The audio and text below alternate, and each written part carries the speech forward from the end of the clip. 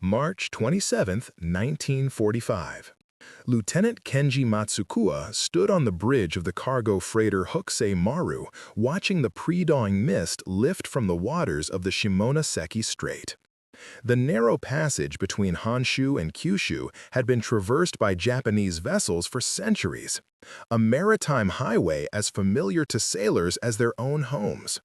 Kenji had made this journey 43 times since the war began, delivering critical rice shipments from Korea to the starving cities of southern Japan. He knew every current, every depth marker, every safe channel through these waters. Before we jump back in, tell us where you're tuning in from, and if this story touches you, make sure you're subscribed, because tomorrow I've saved something extra special for you. Which is why what happened next made absolutely no sense. The explosion came without warning. No torpedo wake, no submarine periscope, no aircraft engine overhead. Just a massive detonation that lifted the entire bow of the ship 6 feet out of the water before the vessel buckled amidships. Kenji was thrown against the compass mount, his ribs cracking on impact. Through the chaos of screaming metal and rushing water, one thought dominated his consciousness as the ship began its death roll. We are in the middle of the channel, the deepest, safest part. There are no mines here. There have never been mines here. The Imperial Navy swept this strait last week. As freezing seawater closed over his head and 3,000 tons of desperately needed rice sank into the darkness, Kenji Matsumoto became another casualty of a weapon system he would never understand. Deployed by an enemy capability Japanese naval intelligence insisted could not possibly exist. The Japan that Kenji served in March 1945 was a nation suffocating under an invisible noose. Official radio broadcasts from Tokyo proclaimed glorious victories and strategic withdrawals. Newspapers printed carefully crafted stories about American supply problems and growing war weariness among enemy populations. The average Japanese citizen, if they bothered to look closely at the propaganda, might notice that these strategic withdrawals kept bringing Japanese forces closer to the home islands. But such observations were best kept private. What Japanese civilians and even most military personnel did not know was that their nation was being systematically strangled by a campaign so effective, so devastating, that it would later be called the most successful naval mining operation in history. They did not know because Japanese Naval Command itself refused to believe what their own casualty reports were telling them. Kenji had grown up in Kobe, the son of a shipping clerk who worked for Nippon Yusen Kaisha, one of Japan's largest maritime companies. His childhood had been filled with stories of merchant vessels crossing the Pacific, carrying silk and ceramics to America, returning with scrap metal and petroleum. Those days seemed like ancient history now. By 1945, the once mighty Japanese merchant fleet had been reduced to a shadow of its former strength. American submarines prowled the sea lanes with impunity, sending freighters and tankers to the bottom at a rate that exceeded Japan's ability to replace them. But submarines were a known threat. Captains could attempt evasive maneuvers, sail at night, hug coastlines, or travel in convoys with naval escorts. There were protocols, procedures, tactical responses. What was happening in the spring of 1945 was different. Ships were exploding in waters that should have been safe. Vessels were sinking in channels that had been cleared of mines just days earlier. The pattern made no tactical sense, which meant Japanese naval intelligence had convinced itself there was no pattern at all, just random bad luck and possibly exaggerated reports from panicked crews. Lieutenant Commander Hiroshi Tanaka of the Imperial Japanese Navy's Mine Warfare Section sat in his cramped office in Yokosuka Naval Base, surrounded by reports that painted an increasingly disturbing picture. It was April 3, 1945, and in the past 2 weeks, 17 merchant vessels had been lost to unexplained explosions in supposedly clear waters. Tanaka was a career officer who had specialized in naval mines since graduating from the Naval Academy in 1932. He understood mine warfare better than almost anyone in the Imperial Navy, which is precisely why the current situation terrified him. He spread the reports across his desk, each one representing a ship and crew now resting on the seafloor. The locations formed a pattern that should have been impossible. Ships were exploding in the Shimonoseki Strait, in the approaches to Osaka Bay, in the channels leading to Nagoya, in the narrow waters around Kure Naval Base.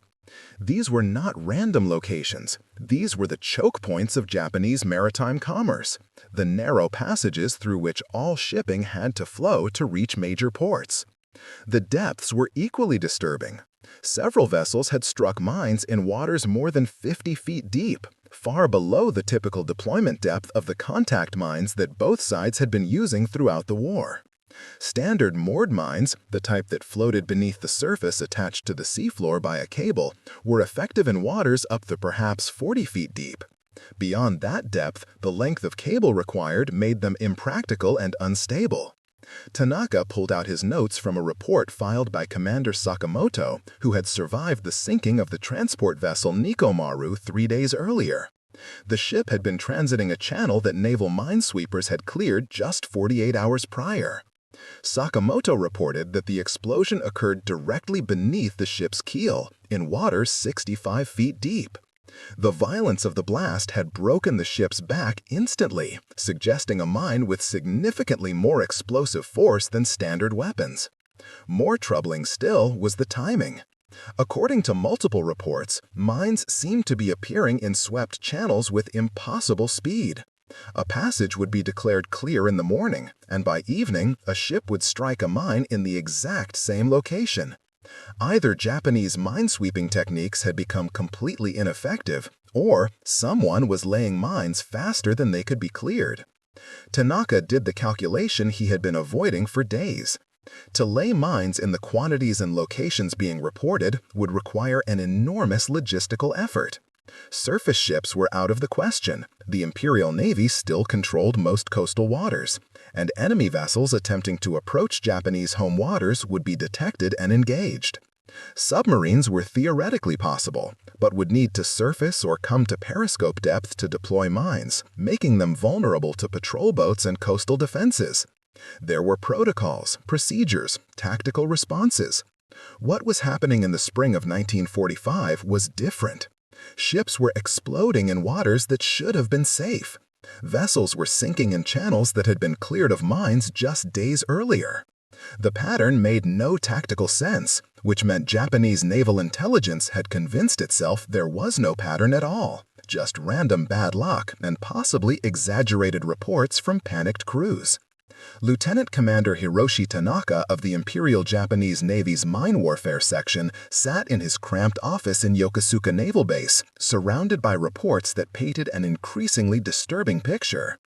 It was April 3, 1945, and in the past 2 weeks, 17 merchant vessels had been lost to unexplained explosions in supposedly clear waters. Tanaka was a career officer who had specialized in naval mines since graduating from the Naval Academy in 1932. He understood mine warfare better than almost anyone in the Imperial Navy, which is precisely why the current situation terrified him. He spread the reports across his desk, each one representing a ship and crew now resting on the seafloor. The locations formed a pattern that should have been impossible. Ships were exploding in the Shimonoseki Strait, in the approaches to Osaka Bay, in the channels leading to Nagoya, in the narrow waters around Kure Naval Base. These were not random locations. These were the choke points of Japanese maritime commerce, the narrow passages through which all shipping had to flow to reach major ports. The depths were equally disturbing.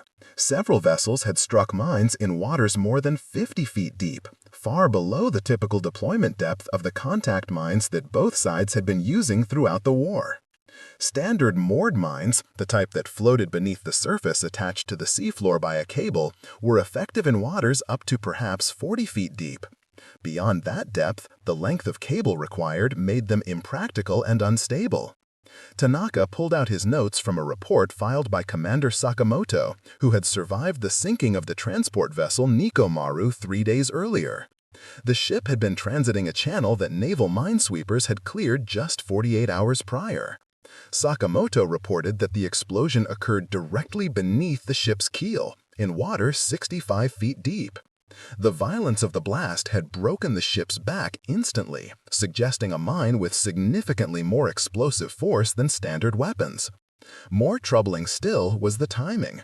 According to multiple reports, mines seemed to be appearing in swept channels with impossible speed. A passage would be declared clear in the morning, and by evening, a ship would strike a mine in the exact same location. Either Japanese minesweeping techniques had become completely ineffective, or someone was laying mines faster than they could be cleared. Tanaka did the calculation he had been avoiding for days. To lay mines in the quantities and locations being reported would require an enormous logistical effort. Surface ships were out of the question. The Imperial Preparing and narrating this story took us a lot of time, so if you are enjoying it, subscribe to our channel. It means a lot to us. Now, back to the story. Yet the evidence continued to accumulate. Tanaka requested permission to interview survivors from recently sunk vessels. His superiors, viewing his investigation as a waste of time better spent on actual mine clearance, reluctantly agreed. Over the next week, he spoke with 17 officers and enlisted men who had lived through mine strikes. Their accounts were remarkably consistent. Most reported hearing aircraft engines in the hours before their ships struck mines, though many had assumed these were bombers heading to attack cities further inland. Several survivors specifically mentioned seeing parachutes in the moonlight, which they had initially mistaken for downed airmen. One particularly observant bosun's mate named Ichiro Suzuki described watching what appeared to be large cylinders descending slowly into the water about 2 miles from his vessel's position. He had reported this to his captain, who logged it as probable American propaganda leaflets or possibly defective incendiary bombs. Tanaka felt a cold certainty settling in his stomach. The Americans had done it. They had somehow solved the technical problems of aerial mine deployment and were using their long-range bombers to seed Japanese home waters with sophisticated weapons. The parachutes explained how the mines could survive the drop without damage, descending slowly enough to enter the water intact. The timing explained how swept channels could become mined again so quickly. Aircraft could lay dozens of mines in a single night, far faster than any surface vessel or submarine. He prepared a detailed report for Vice Admiral Mitsumasa Yunai, summarizing his findings and recommending immediate countermeasures. The report included survivor testimony, analysis of sinking locations and patterns, and a technical assessment of how aerial mining could be accomplished. He concluded with a stark warning that if his analysis was correct, Japan's maritime commerce was facing an existential threat that could not be addressed by conventional minesweeping alone. The response came back 3 days later. Vice Admiral Yonai's aide had written a single paragraph dismissing Tanaka's conclusions. The report relies too heavily on speculation and assumes capabilities the enemy does not possess. American heavy bombers are designed for strategic bombardment, not precision mine-laying in narrow channels. The coincidence of aircraft overhead and subsequent mine strikes does not establish causation. Lieutenant Commander Tanaka is advised to focus on improving minesweeping efficiency rather than pursuing theories that serve only to excuse operational failures. Tanaka sat alone in his office, holding the dismissal letter with hands that trembled slightly. Through his window, he could see the bustling activity of Yokosuka Harbor, one of Japan's most important naval facilities. Freighters were being loaded with what little cargo could still be transported. Patrol boats prepared for another day of coastal defense. Minesweepers headed out to clear channels that would be mined again by nightfall. They do not want to believe, he thought, because believing means accepting that we have no solution. Believing means admitting that the Americans have found a way to blockade our home waters without risking a single surface ship.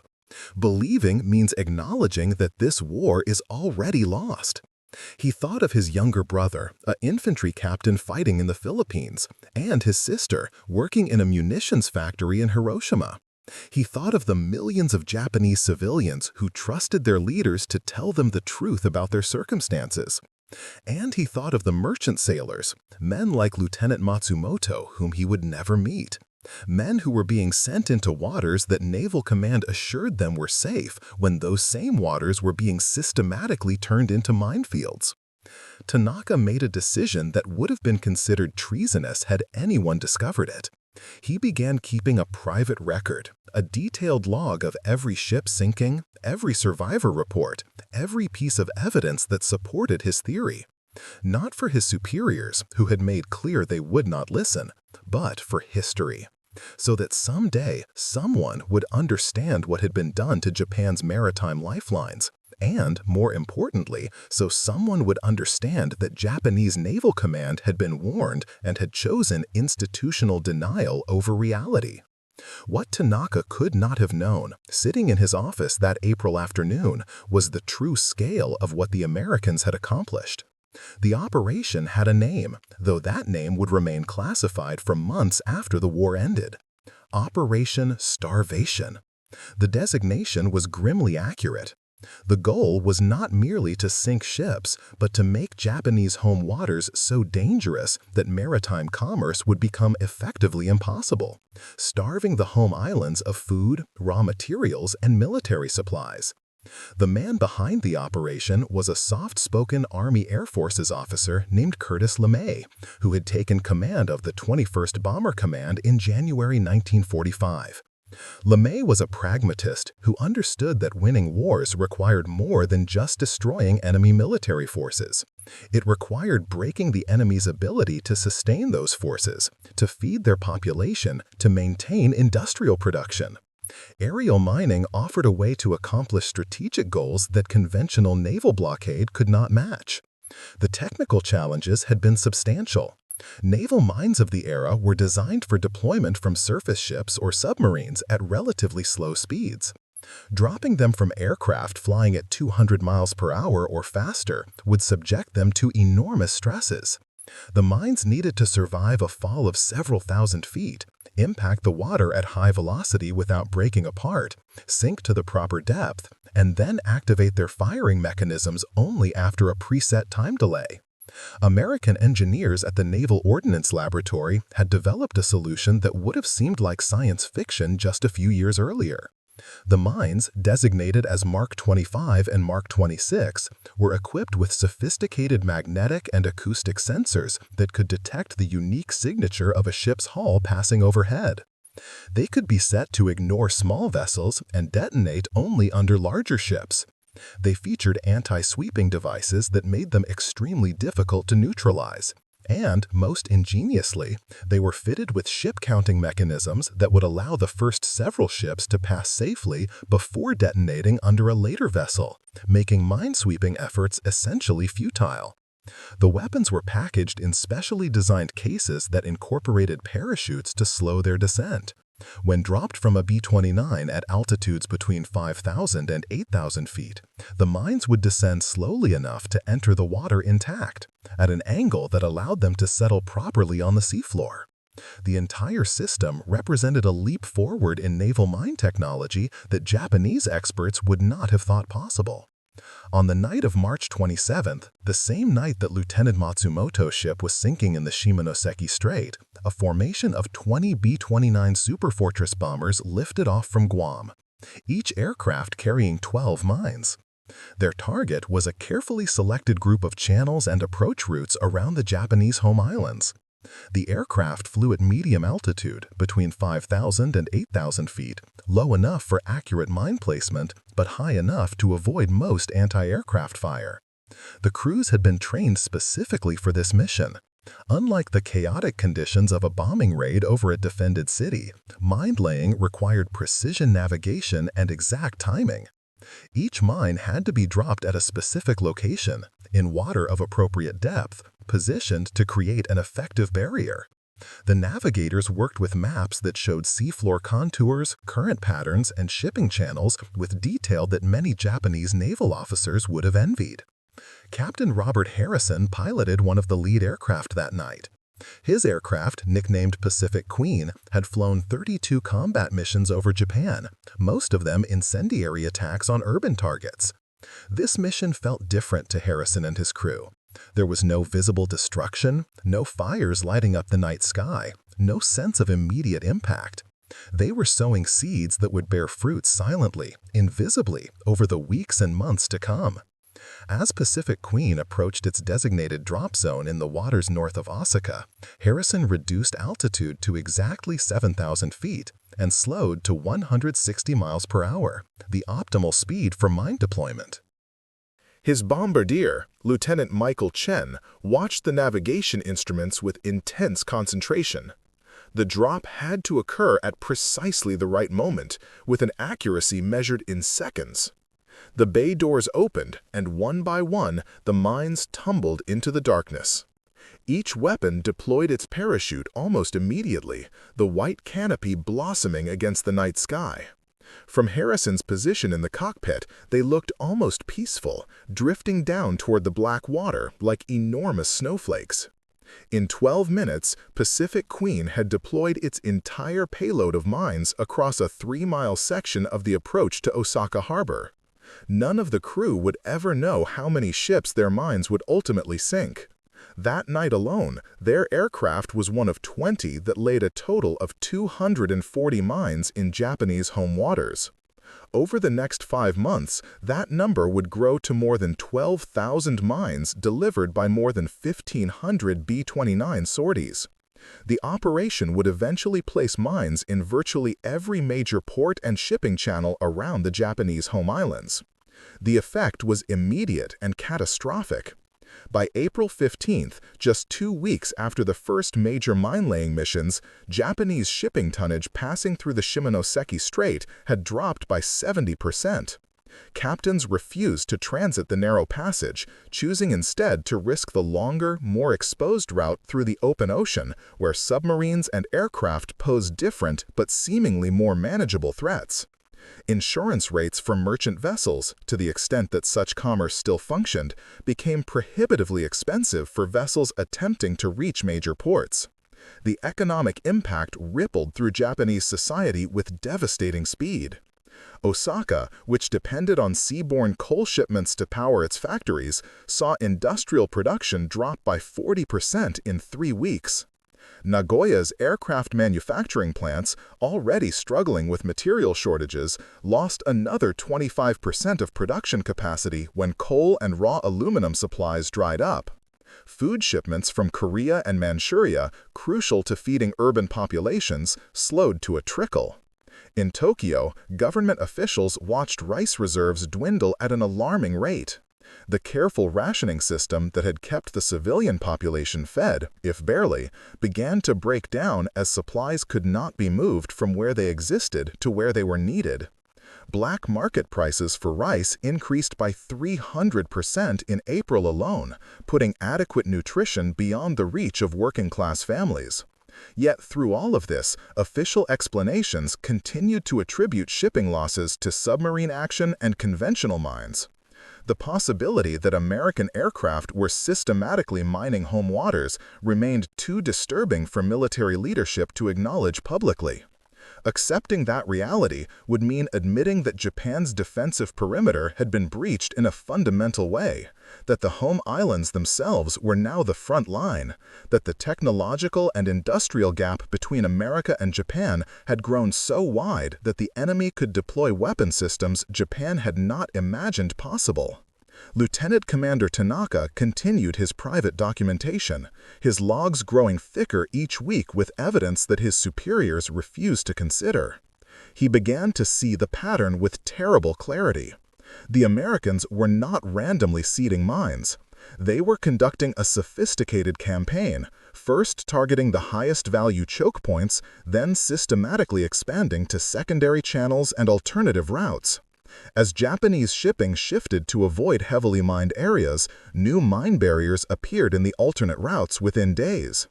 It was a chess game where one side could see the entire board and the other was playing blindfolded, moving pieces based on outdated assumptions about what the enemy could and could not do. Every Japanese countermove was anticipated, every adaptation was met with a new mining pattern that exploited the new shipping routes. The Americans had broken Japanese maritime commerce not through brute force, but through systematic, intelligent application of a weapon system that Japanese doctrine had not prepared for. The human cost was mounting in ways that went far beyond simple casualty statistics. Merchant sailors, already among the war's most vulnerable participants, now faced the prospect that every voyage might be their last, and that death could come from an invisible weapon striking without warning in waters that were supposed to be safe. Families waited for ships that never arrived at port. Cargo critical to the war effort and to civilian survival rested on the seafloor, irretrievable and irreplaceable. And through it all, the B-29s continued their nocturnal missions, dropping their deadly seeds with methodical precision, creating a blockade more effective than any fleet of surface ships could have accomplished, writing the final chapter of Japan's ability to sustain itself as an industrial nation at war. By late April 1945, the mathematical reality of Operation Starvation had become undeniable to those willing to examine the evidence.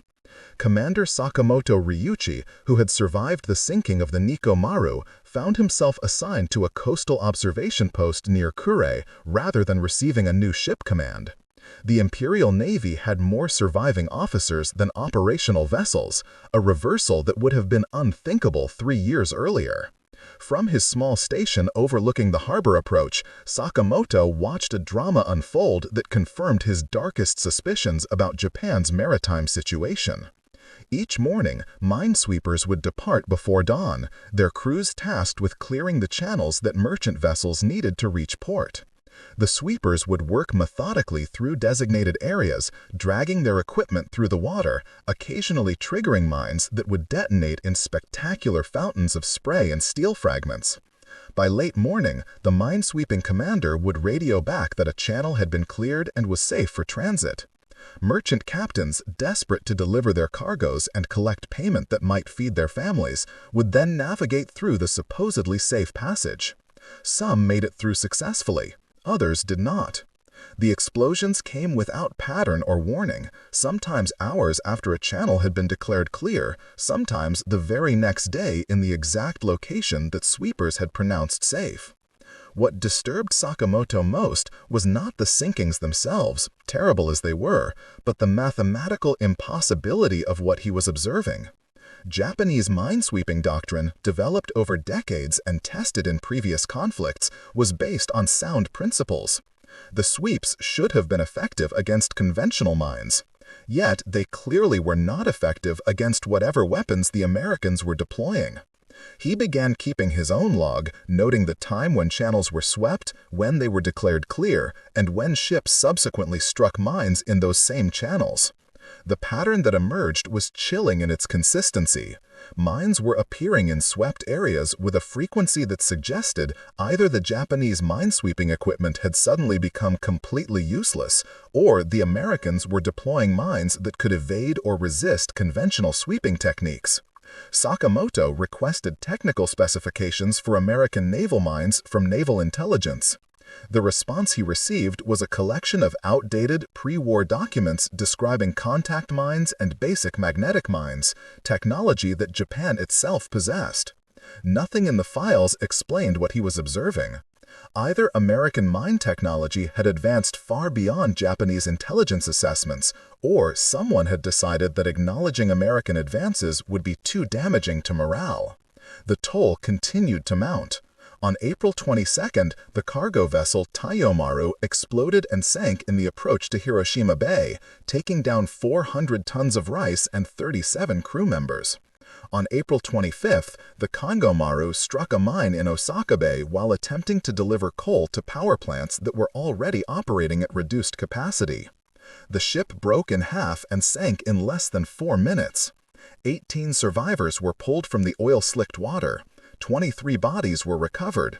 The rest of the crew simply disappeared into the depths. By the end of April, Japanese shipping through major ports had declined by more than 60% compared to March levels. Captains refused assignments, claiming their vessels needed repairs or that crews were insufficient. Some simply abandoned ships and anchor rather than risk the transit through mined waters. The entire maritime logistics system that sustained Japan's war economy and fed its urban population was collapsing not through direct combat, but through fear and the mathematical certainty that continuing current operations meant eventual death. In Yokosuka, Lieutenant Commander Tanaka received a summons to appear before Vice Admiral Yonai himself. He prepared for the meeting with careful attention, bringing his accumulated documentation organized in 3 separate folders. Evidence of aerial mine laying, technical analysis of mine capabilities, recommendations for countermeasures. He knew this might be his only opportunity to present his findings directly to decision-makers who could actually implement changes. The meeting took place in a conference room that had once hosted planning sessions for offensive operations in the Pacific. Now, the same space was devoted to discussions of how to defend the home islands against an enemy that seemed capable of striking anywhere at any time. Tanaka stood at attention while Vice Admiral Yonai reviewed his report with an expression that revealed nothing. After several minutes of silence, Yonai spoke.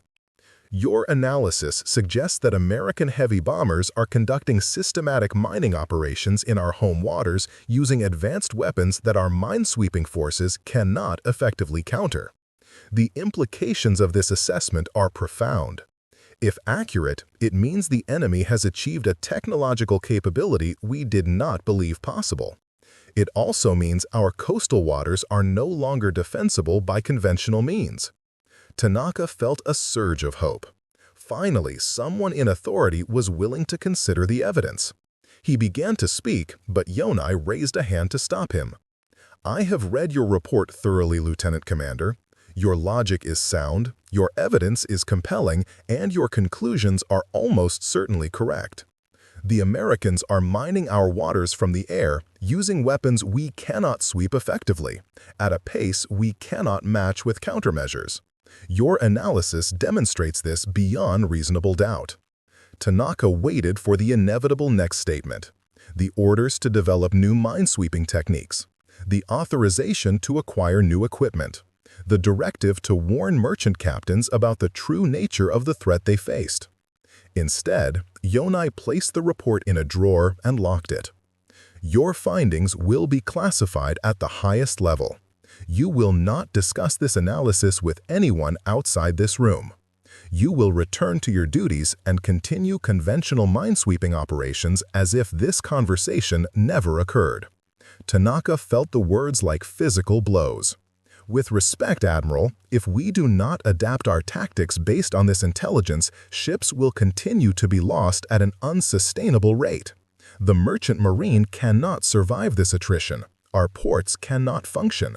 The civilian population cannot be fed. Yonai's expression remained neutral, but something in his eyes suggested enormous weariness. You are correct on all counts. And if we acknowledge publicly that American aircraft are mining our home waters with weapons we cannot counter, what then? We tell merchant captains that the channels they must transit are filled with invisible mines that will explode beneath them despite our minesweeping efforts. We tell the civilian population that American bombers can prevent food from reaching cities even without dropping a single incendiary bomb. We admit to our own military that we have no effective response to this threat. The Admiral stood and walked to the window, looking out over the harbor where the diminished remnants of the Imperial Navy lay at anchor. The war is lost, Lieutenant Commander. Perhaps it has been lost since Midway or since the American industrial capacity reached full wartime production. What we are doing now is managing the endgame, trying to preserve what we can of Japan's future while the current reality plays out to its inevitable conclusion. Your report tells me nothing I have not already concluded from the casualty figures. But acknowledging the truth publicly serves no strategic purpose. It would demoralize our forces, create panic among civilians, and provide no tactical advantage since we lack the means to counter aerial mining regardless of whether we admit it exists. Tanaka found his voice, though it emerged quieter than he intended. So, we simply allow merchant sailors to die in waters we know are mined without warning them of the true nature of the threat? Yonai turned from the window. We allow them to die while maintaining the fiction that their deaths are explicable, attributable to conventional threats against which traditional courage and skill might provide some protection. The alternative is to acknowledge that they are being sent into a trap we cannot prevent and cannot escape. Which is more cruel, Lieutenant Commander? The comforting lie or the devastating truth? The meeting ended with Tanaka dismissed back to his regular duties, his report locked away where it would not disturb the carefully maintained facade of normalcy. He walked back to his office through corridors filled with officers and enlisted men going about their assigned tasks, each one contributing to a war effort that leadership privately acknowledged was doomed but publicly insisted could still achieve some form of acceptable outcome. That evening, Tanaka added one more entry to his private log. April 29, 1945. Presented findings to Vice Admiral Yonai. Analysis confirmed correct. No action to be taken. Ships to continue operations in mined waters without warning of true threat nature. Estimate current attrition rate unsustainable beyond 8 weeks. Japan's maritime commerce will effectively cease by mid-July unless American mining operations are somehow disrupted or minesweeping effectiveness dramatically improved. Neither outcome appears likely. What Tanaka could not have known was that American planners had reached similar conclusions about the timeline. Intelligence assessments from the 21st Bomber Command estimated that continued mining at current intensity would reduce Japanese shipping capacity to less than 15% of pre-war levels by August. Combined with submarine operations and direct combat losses, this would create conditions where Japan could no longer feed its population or supply its military forces with even basic necessities. The mining campaign continued with relentless precision. In early May, B-29 crews began targeting secondary ports and smaller harbors that Japanese shipping had shifted toward in attempts to avoid heavily mined major channels. The Americans had anticipated this adaptation, and their response demonstrated sophisticated understanding of how logistical networks functioned under pressure. By mining alternate routes as soon as shipping patterns shifted, they prevented Japanese forces from developing any sustainable workaround to the primary channel closures. Flight crews developed increasing proficiency in mine-laying operations. What had initially required careful navigation and precise timing became almost routine. Aircraft commanders could judge by eye and experience the optimal release points for mines. Bombardiers became expert at calculating wind drift and water conditions. The process streamlined to the point where 20 B-29s could effectively mine an entire harbor approach in under 30 minutes. Some missions were flown without any opposition whatsoever. Japanese air defenses, already stretched thin by the need to counter regular bombing raids on urban and industrial targets, lacked sufficient resources to cover every possible approach route to coastal waters. The mining aircraft could fly at altitudes and along paths that minimized exposure to anti-aircraft fire. Many missions involved no combat whatsoever, just careful navigation to assigned coordinates, systematic deployment of mines, and return to base without incident. For the American crews, this made mine-laying missions somewhat surreal. They were engaged in warfare that felt more like precision agriculture than combat, sowing deadly seeds in patterns calculated to yield maximum harvest, never witnessing the destruction those seeds would cause when merchant ships triggered them days or weeks later. The psychological separation between action and consequence was almost complete. Captain Harrison of the Pacific Queen flew his 40th mission in mid-May, a mining operation targeting the approaches to Nagoya. His aircraft released 12 mines into the darkness over a 20-minute period, each one drifting down on its parachute to settle into position on the seafloor. The mission proceeded without incident. No fighters intercepted them. No anti-aircraft fire reached their altitude. They returned to Guam 7 hours after takeoff, had breakfast, wrote their mission reports, and went to sleep. Harrison would never know that one of his mines detonated beneath a small coastal freighter named Sakura Maru 3 days later, killing 22 merchant sailors and sending 600 tons of canned fish to the bottom. The captain of that vessel, Commander Hideaki Yamada, had time to think one final thought as the explosion tore through his ship. "They told us this route was safe. They swept it yesterday. We should have been safe here." By early June, the cumulative effect of Operation Starvation had reduced Japanese maritime commerce to levels not seen since the 19th century. Ports that had once handled dozens of ships daily now saw perhaps 2 or 3 vessels weekly, and those captains brave or desperate enough to attempt the transit demanded hazard payments that made shipping economically unfeasible even when cargo did reach its destination. Coal deliveries to power plants dropped so low that electricity generation in major cities operated on rotating schedules. Factories closed for lack of raw materials. Food distribution broke down as rice shipments from the Asian mainland became too dangerous and expensive to maintain. The black market, already thriving, became the primary source of nutrition for urban populations with the wealth to access it. Those without such resources simply went hungry. Commander Sakamoto, still watching from his observation post near Kure, documented the decline with the methodical attention of someone recording the end of an era. His logs noted each ship that attempted the harbor approach, each mine detonation, each day that passed without any merchant traffic whatsoever. On June 7th, he observed something he had never seen in 20 years of naval service.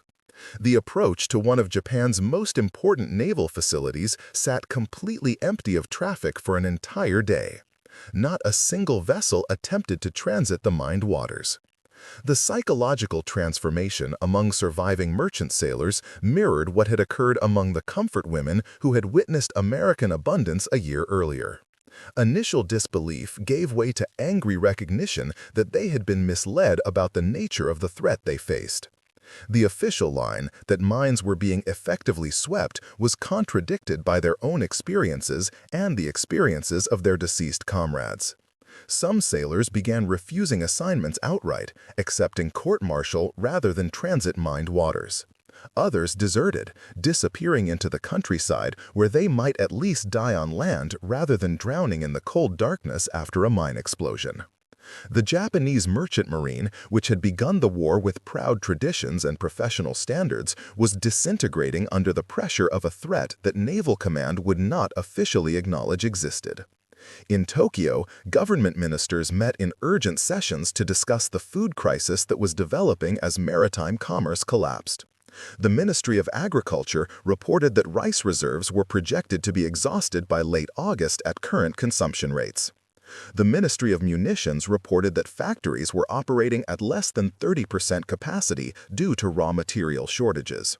The Ministry of War acknowledged that troop units on the home islands were already on reduced rations and that any further supply disruption would make it impossible to maintain forces capable of resisting invasion.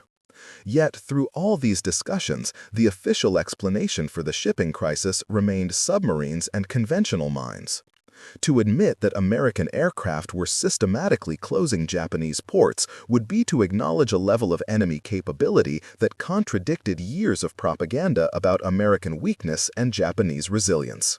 The truth was too psychologically devastating to be spoken aloud in official forums. Lieutenant Commander Tanaka attended some of these meetings as a technical advisor. He sat in silence while officials discussed minesweeping efficiency and anti-submarine tactics, knowing that the real threat was being deliberately ignored.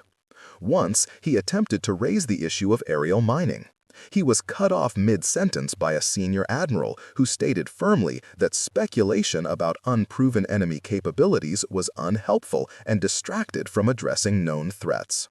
After that meeting, Tanaka returned to his office and added another entry to his private log. June 15, 1945. Official policy remains denial of aerial mining despite overwhelming evidence. Estimate total merchant tonnage lost to mines now exceeds 400,000 tons. Actual figure likely higher due to incomplete reporting. At current attrition rate, Japanese maritime commerce will effectively cease within 6 weeks. Starvation of civilian population will follow within 8 to 12 weeks after that. No countermeasures being implemented because threat officially does not exist. He paused, pen hovering over the page, then added one final sentence. History will judge us harshly for this willing blindness. The mining operations continued through June and into July, each mission adding to the invisible barrier that had transformed Japanese coastal waters into a gauntlet of death.